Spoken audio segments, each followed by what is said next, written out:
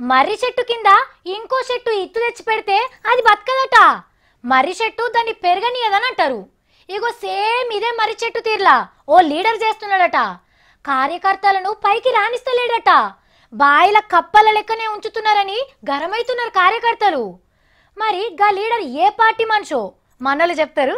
ఈనుండ్రి.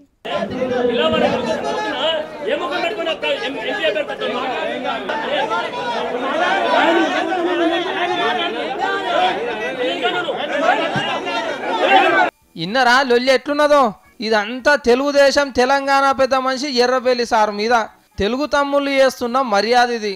Meeting పెట్టి కార్యకర్తలందరినీ ఒక దిక్కు చేస్తానని ఎర్రబెల్లి సార్ వస్తే తలా ఓ దిక్కు చేరి ఆయన మీదకే లొల్లికి తయారైనరు వీళ్ళంతా. పార్టీ ఎమ్మెల్యేలను నాశనం చేసి ఏం ముఖం పెట్టుకొని వస్తాడని చెప్పుకొని మాటలు అన్నారు. అగో పక్కపోటి గుండు సుధారాణి మేడం వద్దు వద్దు అంటున్నది. ఇటు దిక్కోళ్ళంతా మేడం తరపు మనసులే ఉన్నట్టున్నారు. అసలు ఈ లొల్లి ముచ్చట ఏందో ఈ అన్న ఒక్క ముక్కలో చెప్తాడంట. ఇందాము. నిన్నటిదాకా శ్రీహరి గారు కూడా కిడ్నీ చేశారు. శ్రీహరి గారు కూడా కిడ్నీ చేస్తే శ్రీహరి గారు కూడా వెళ్ళిపోవడం జరిగింది. ఇంకా కొంతమంది కూడా ఉంటూ ఉండొచ్చు. ఇక బయటి కథ ఇట్లుంటే లోపల ఇంకో కథ మస్తుగా నడిచింది.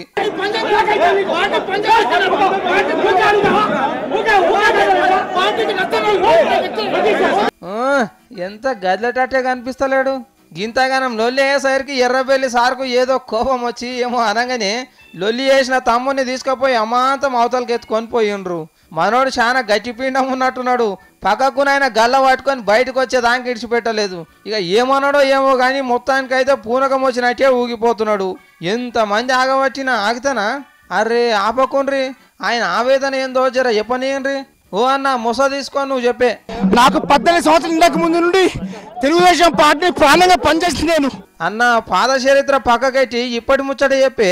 తెలంగాణ ప్రజల గుండెల్లో ఉన్నా, తెలుగుదేశం పార్టీ ప్రతి కార్యకర్త గుండెలో ఉన్నా, అధినేత గుండెలో ఉన్నా, నాకు ఒక్కరికి నచ్చినంత మాత్రాన అక్కడెక్కడో చివరిలో పడేస్తా.